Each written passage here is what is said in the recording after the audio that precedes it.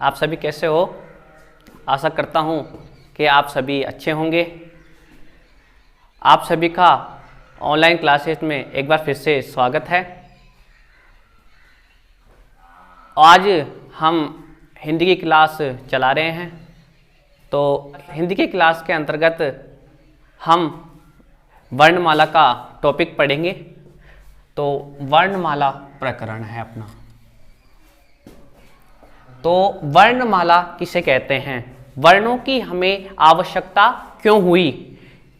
तो हम अपने विचारों को एक दूसरे को आदान प्रदान करने के लिए हमें किसकी आवश्यकता हुई? भाषा की। किसकी आवश्यकता हुई? भाषा की।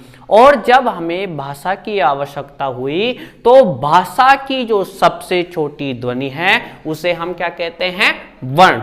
भाषा की सबसे छोटी इकाई को हम क्या कहते हैं? वर्ण। और वर्णों से मिलकर क्या बनते हैं? शब्द। और शब्दों से मिलकर क्या बनते हैं? वाक्य। समझ में आया? तो आज हम पढ़ेंगे वर्णमाला। वर्णमाला अब कहते हैं किसे हैं वर्णमाला? अब वर्णमाला किसे कहते हैं? वर्णों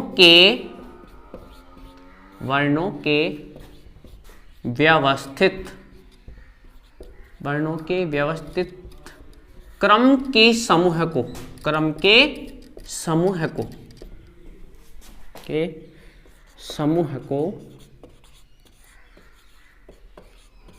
वर्णमाला कहते हैं।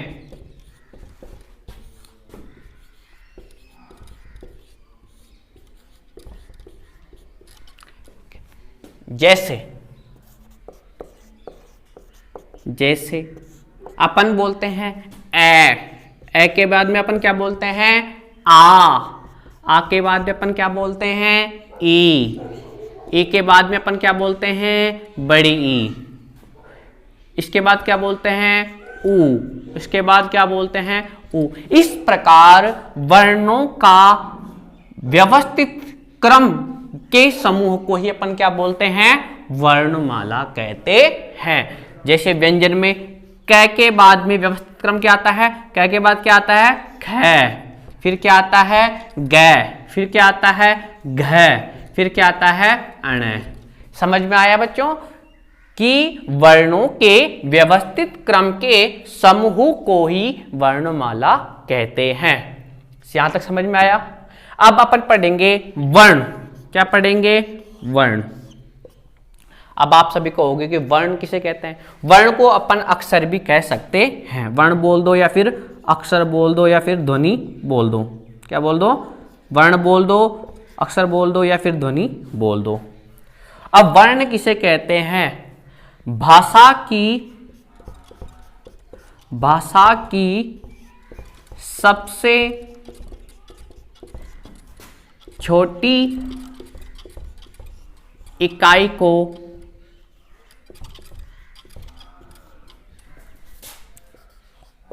हम वर्ण कहते हैं। वर्ण कहते हैं। यहां तक सभी को समझ में आ गया? एक बार फिर से मैं रिवाइज कर देता हूं। वर्णमाला वर्णों के व्यवस्थित क्रम के समूह को ही वर्णमाला कहते हैं। जैसे ए के बाद में क्या आता है? आ के बाद क्या आता है? ई। ये एक व्यवस्थित क्रम है, इसीलिए हम क्या कहते हैं? वर्णों के व्यवस्थित क्रम को ही हम वर्णमाला कहते हैं। इसमें पहला है वर्ण। वर्ण बोल दो या अक्षर बोल दो। अब किसे कहते हैं? भाषा की सबसे छोटी इकाई को ही वर्ण कहते हैं। अब आप कहोगे सर भाषा किसे कहते हैं?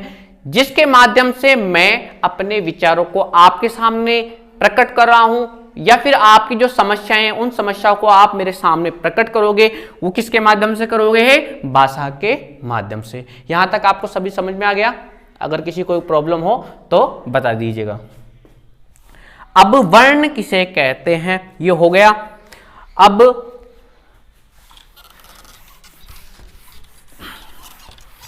वर्ण में दो चीजें आती है, एक तो स्वर और एक व्यंजन। वर्ण में दो चीजें आती है, एक तो स्वर और एक व्यंजन। स्वर व व्यंजन। अब एक बार बताइए, वर्णमाला में कुल कितने अक्षर होते हैं? वर्णमाला में कुल 52 अक्षर होते हैं। तो वर्णमाला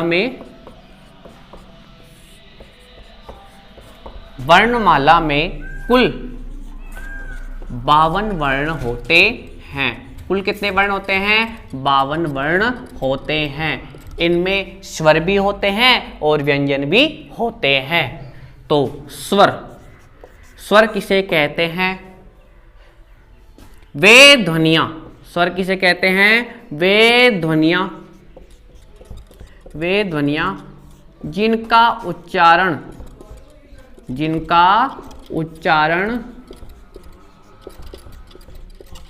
बिना किसी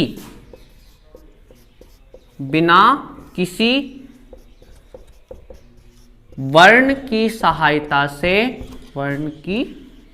सहायता से उच्चारित किए जाते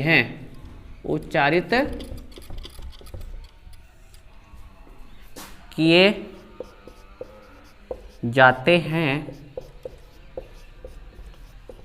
उसे स्वर कहते हैं।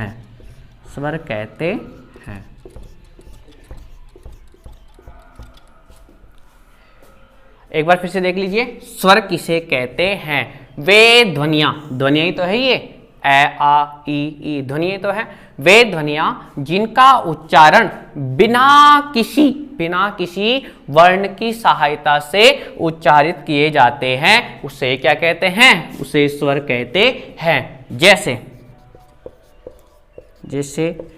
ए है, ए। अब ए को अन्य किसी वर्ण की सहायता से बोला जा रहा है क्या? नहीं बोला जा रहा। आ को अन्य किसी वर्ण की सहायता से बोला जा रहा है क्या? नहीं बोला जा रहा। ई को भी नहीं बोला जा रहा। ई को अन्य किसी वर्ण की सहायता से बोला जा रहा है क्या? नहीं बोला जा रहा। इसी प्रकार इन्हीं उच्चारण को हम स्वर कहते हैं। अब पढ़ेंगे। अब आप कहोगे सर स्वर कितने होते हैं? वैसे तो स्वर 13 होते हैं। कुल स्वर कितने होते हैं? 13 है। कुल स्वर 13 होते हैं। अब ऊपर ले लेते हैं थोड़ा।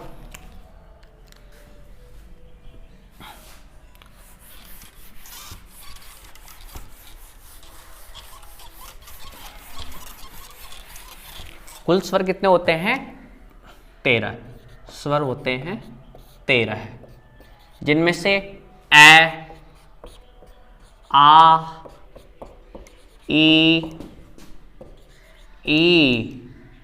ऊ, री, ए, आई, ओ, औ और 2 स्वर अलग होते हैं, अंग और अह। अंग को बोलते हैं अनुस्वार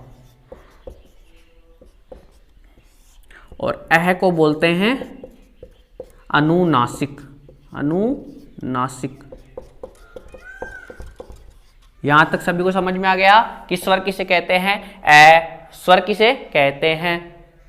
वे ध्वनियां जिनका उच्चारण बिना किसी वर्ण की सहायता से उच्चारित किए जाते हैं, उसे ही वर्ण कहते हैं। कुल स्वर कितने होते हैं? 13 है। जैसे ए, आ, ई, ऊ, री, ए, आई, ओ, औ और अंग और अह। अंगों को क्या बोलते हैं? अनुस्वार और अह को क्या बोलते हैं? अनुनासिक। यहां तक सभी को समझ में आ गया? Very good. इसके बाद अपन पढ़ेंगे व्यंजन। क्या पढ़ेंगे? व्यंजन।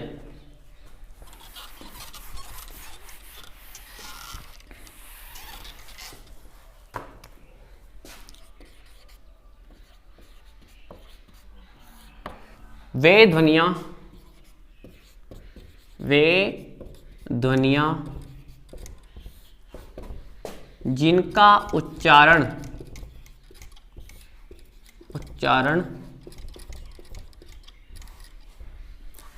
अन्य किसी वर्ण की सहायता से उच्चारित किया जाता है, उच्चारित किया जाता है।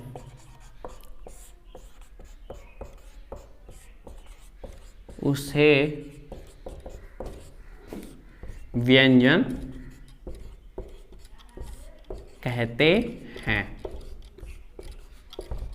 उसमें तो क्या था, किसी अन्य वर्ण की सहायता से उच्चारित नहीं किया जाता था, जबकि यहां पर क्या है, किसी अन्य वर्ण की सहायता से ही उच्चारित किए जाते हैं। जैसे वर्ण होता है, क्या होता है, कै, क्या होता है, कै, कै और ए से मिलकर क्या बनता है, कै। अब ये हो गया व्यंजन, ठीक है। ख प्लस ए से मिलकर क्या बनता है, ख। गै, आधा गै, ये आधा गै और ए से मिलकर क्या बनता है, गै। और घ और आधा ऐसे मिलकर क्या बनता है, घ। यहां तक समझ में आ गया। ये क्या है, वर्ण। समझ में आया। अब अन्य वर्ण की सहायता से बोले जा रहे हैं, इसलिए इसका अपन क्या बोलेंगे, व्यंजन। यहां तक समझ में आ गया। अब आगे व्यंजन देखेंगे, कुल व्यंजन कितने होते हैं। कुल वर्णमाला में कुल कितने वर्ण होते थे, 52, जिसमें से 13 तो क्या हो गए, स्वर हो गए। अब व्यंजन देखेंगे, कै, ख, गै, घ, अण। दूसरा है च, छ, ज, झ, अण। ट, ठ, ड, ढ, अण।